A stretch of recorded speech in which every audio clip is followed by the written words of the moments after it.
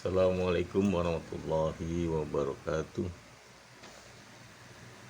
Pada kesempatan kali ini saya akan melanjutkan belajar membaca tafsir Al-Malagi surat Al-Baqarah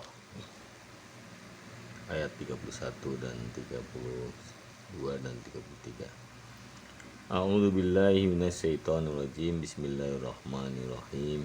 Wa 'allama Adamal asma'a kullaha summa aradahum alal malaikati faqala ambi'uni bi asma'i haula'i in kuntum shodiqin. Qalu subhanaka la ilma lana illa ma 'allamtana innaka antal alimul hakim.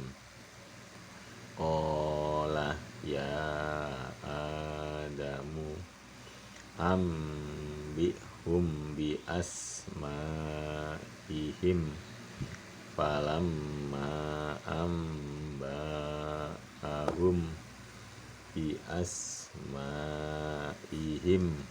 qala alam aqul lakum inni a'lamu ghaibas samawati wal ardi wa a'lamu ma tubduna wa ma kuntum taktumun.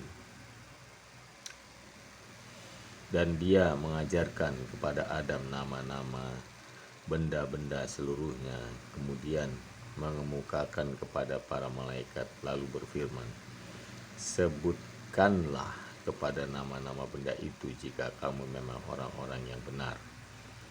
Mereka menjawab, Maha suci Engkau, tidak ada yang kami ketahui selain dari apa yang telah Engkau ajarkan kepada kami. Sesungguhnya Engkaulah yang maha mengetahui lagi maha bijaksana. Allah berfirman, hai Adam, beritahukanlah kepada mereka nama-nama benda itu. Maka setelah diberitahukannya kepada mereka nama benda-benda itu, Allah berfirman, bukankah sudah kukatakan kepadamu bahwa sesungguhnya aku mengetahui rahasia langit dan bumi, dan mengetahui apa yang kamu lahirkan dan apa yang kamu sembunyikan. Anda mengetahui pembahasan yang telah lalu bahwa dialog di antara Allah dan malaikat, pengertian terkadang diserahkan sepenuhnya kepada Allah. Namun terkadang menurut pendapat kami, pendapat yang benar adalah dialog tersebut merupakan jenis tamsil atau perumpamaan yang maksud mengungkapkan pengertian dengan makna yang bisa dicerna oleh akal, yakni memperagakannya dalam bentuk dialog agar mudah dipahami. Melalui kisah tersebut, kita bisa mengetahui keistimewaan jenis makhluk manusia dibanding jenis makhluk Allah yang lain. Di samping itu, pada diri manusia telah disediakan alat untuk bisa meraih kematangan serta kesempurnaan di bidang ilmu pengetahuan. Lebih jauh jangkauannya dibanding malaikat. Berdasarkan inilah maka manusia itu lebih diutamakan menjadi khalifah Allah dibanding malaikat. Wa 'allama Adamal asma'a kullaha. Yang dimaksud dengan al-asma adalah nama-nama Allah, yakni nama-nama yang telah kita ketahui dan kita imani wujudnya. Pengertian ini didasarkan pada pengertian ayat-ayat lain yang berbunyi sabis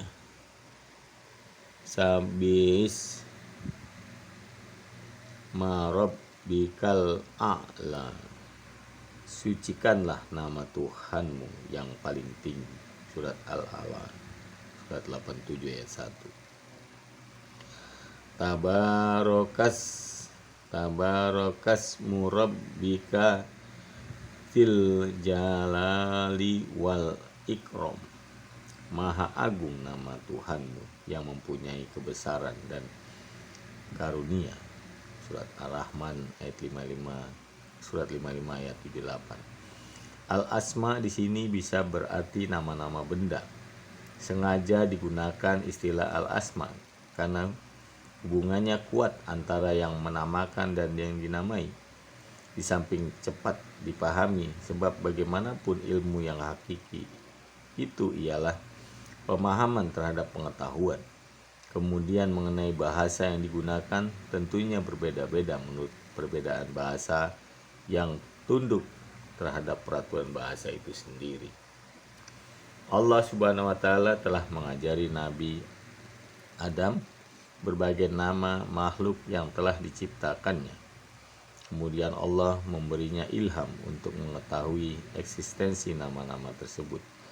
Juga keistimewaan, ciri-ciri khas dan istilah-istilah yang dipakai. Di dalam memberikan ilmu ini tidak ada bedanya antara diberikan sekaligus dengan diberikan secara bertahap. Hal ini karena Allah Maha Kuasa untuk berbuat segalanya, sekalipun istilah yang digunakan di dalam Al-Quran adalah alama. Pengertiannya adalah memberikan ilmu kepada ilmu secara bertahap, seperti firman Allah, wa 'allamaka ma lam takun ta'lam, dan telah mengajarkan kepadamu apa yang belum kamu ketahui. An-Nisa surat 4 ayat 113. Dan firman Allah yang berbunyi, wa yu'allimuhul kitaba wal hikmata wat taurata wal injil, dan Allah akan mengajarkannya kepada Alkitab, hikmah, Taurat, dan Injil. Dan masih banyak ayat-ayat yang menggunakan kata-kata alam. Tetapi secara rasional ayat tersebut menunjukkan pengertian memberi ilmu sekaligus, bukan bertahap. Summa arodohum alal malaikati. Artinya, kemudian Adam mengajarkan kepada para malaikat beberapa nama tersebut secara ijma dengan penyampaian berdasarkan ilham atau yang sesuai menurut kondisi malaikat. Atau Adam menampakkan nama-nama tersebut kepada mereka dengan menyebut contoh-contohnya saja. Dengan mengetahui contoh-contoh tersebut dapat diketahui perincian tiap-tiap nama, baik yang berhubungan dengan ciri-ciri khas atau wataknya. Di dalam pengajaran dan penuturan Adam kepada para malaikat, terkadang tujuan memuliakan kedudukan Adam dan terpilihnya Adam sebagai khalifah. Dengan demikian, para malaikat tidak lagi merasa tinggi diri, sekaligus merupakan penunjukan ilmu Allah yang hanya dianugerahkan kepada siapa saja yang dikehendaki. Faqala biuni bi asma'iha ulai. Para malaikat dituntut menyebutkan nama-nama tersebut, tetapi mereka tidak akan mungkin mampu mengatakannya. Hal ini karena mereka sama sekali belum pernah mengetahuinya. Dalam ayat ini terkandung isyarat bahwa memegang tampuk khalifah, mengatur kehidupannya, menata peraturan-peraturannya, dan menegakkan keadilan selama di dunia ini diperlukan pengetahuan khusus yang membidangi masalah kekhalifahan, di samping adanya bakat untuk terjun di bidang ini. In kuntum shodiqin, artinya apabila ada sesuatu hal yang membuat kalian heran mengenai khalifah yang diserahkan kepada manusia, dan kalian pun mempunyai dugaan kuat. Artinya apabila ada sesuatu hal yang membuat kalian heran mengenai khalifah yang diserahkan kepada manusia, dan kalian pun mempunyai dugaan kuat yang disertai dengan bukti, maka silahkan kalian menyebut nama-nama yang aku sebutkan di hadapan kalian. Berdasarkan ayat tersebut, kita mendapat suatu pelajaran bahwa seorang yang menuduh kepada orang lain dituntut menunjukkan bukti sebagai hujjah atas tuduhannya. Di sini para malaikat bermaksud mengungkapkan rahasia-rahasia gaib, tetapi ternyata dugaan mereka itu meleset. Jadi pengertian ayat tersebut seolah-olah mengatakan kepada para malaikat, kalian tidak mengetahui rahasia-rahasia apa yang kalian maksudkan. Jadi bagaimana kalian berani mengatakan sesuatu yang belum kalian ketahui?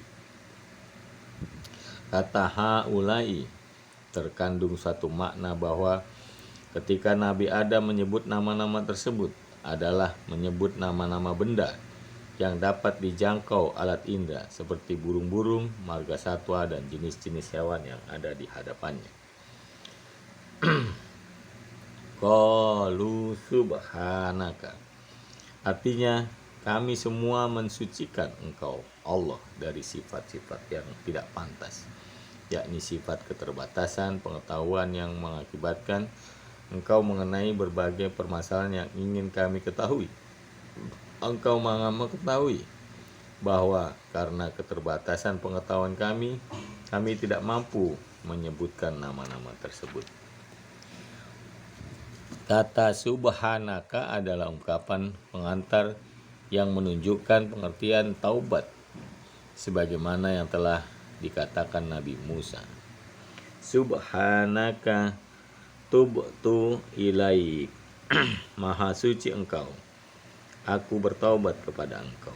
Al-A'raf surat 7 ayat 143. Juga pernyataan Nabi Yunus, subhanaka inni kuntum minaz zalimin, bahwa tidak ada Tuhan selain engkau, maha suci engkau, sesungguhnya aku adalah termasuk orang-orang yang zalim. Al-Anbiya surat 21 ayat 87. La ilma lana illa ma 'allamtana. Maksud pengetahuan di sini ialah bersifat terbatas, tidak mencakup semua nama. Ayat ini juga merupakan pengakuan para malaikat atas ketidakmampuan mendatangkan apa yang dibebankan kepada mereka. Sekaligus ayat ini merupakan penjelasan bahwa pertanyaan mereka itu memang meminta jawaban, jadi bukan pertanyaan yang bersifat sanggahan. Ayat ini juga merupakan pujian terhadap Allah atas apa yang Dia anugerahkan kepada mereka berupa ilmu.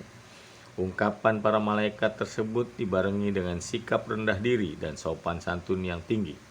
Jadi seakan-akan para malaikat itu mengatakan, kami tidak mempunyai ilmu apapun kecuali yang telah engkau berikan kepada kami, sesuai dengan bakat kami. Jika kami mempunyai bakat menerima ilmu yang lebih baik, lebih banyak, tentu engkau sudah memberikan kepada kami. Kemudian para malaikat itu memperkuat pernyataan berikut ini. Innaka antal alimul hakim. Jawaban mereka ini mengandung pengertian bahwa mereka telah menyadari dan kembali kepada kewajiban yang sebenarnya dan harus dilakukan.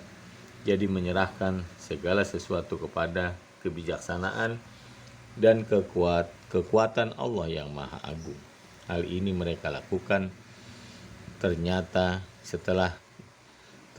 mereka menyadari dalam keadaan bersalah. Ayat ini sekaligus merupakan perhatian bagi umat manusia agar menyadari kekurangan-kekurangannya Mereka pun harus mengakui kemurahan dan kasih sayang Allah kepada mereka. Ayat ini juga merupakan nasihat kepada manusia agar tidak berpura-pura mengetahui jika memang tidak mengetahui, dan hendaknya tidak menyembunyikan sesuatu yang ia ketahui. Qala ya Adamu ambihum bi asmaihim. Perintah Allah agar Adam menyebutkan nama-nama benda itu juga dihadapkan kepada para malaikat yang sejak awal sudah menyatakan ketidakmampuan mereka.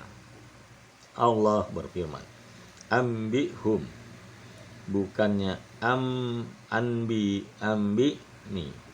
Ini merupakan isyarat bahwa pengetahuan Adam benar-benar sudah dikuasai sehingga tidak perlu melalui ujian. Hal ini sekaligus merupakan isyarat bahwa Adam sudah patut mengajar orang lain dengan ilmu yang dikuasainya. Ia benar-benar mempunyai bakat menjadi seorang guru yang dapat memberikan ilmu pengetahuan dan patut menduduki jabatan ini. Ayat ini juga merupakan penghargaan terhadap diri Adam berkat ilmu pengetahuan yang dikuasainya. Falamma amba'ahum bi asma'ihim qala alam akul lakum inni a'lamu ghaibas samawati wal ardi wa a'lamu ma tubduna wa ma kuntum taktumun. Ketika Adam menyebut nama-nama benda kepada para malaikat, Allah berfirman kepada para malaikat, telah aku katakan sejak semula, sesungguhnya aku ini maha mengetahui hal-hal gaib yang ada di langit maupun di bumi.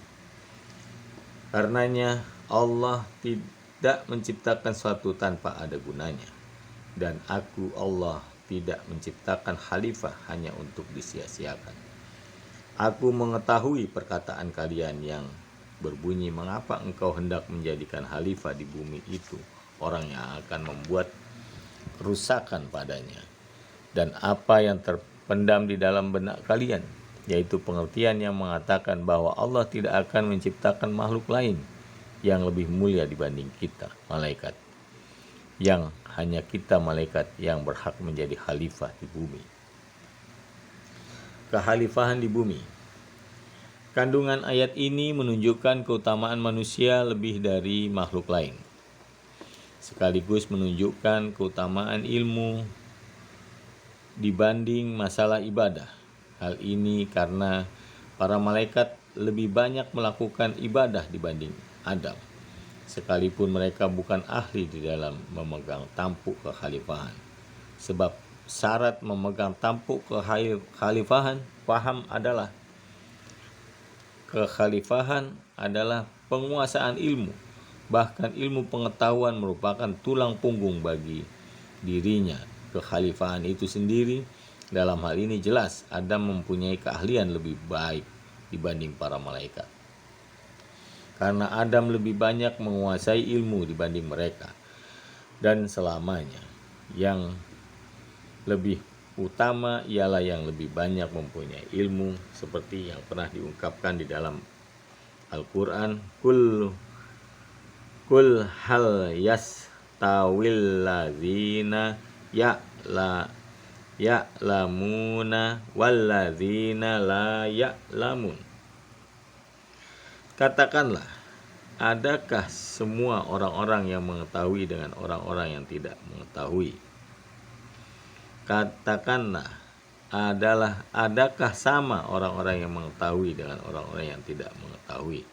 Az-Zumar surat 39 ayat 9. Dalam masalah pengangkatan Adam sebagai khalifah di bumi terkandung makna luhur, yakni hikmah lahiriah yang samar bagi para malaikat.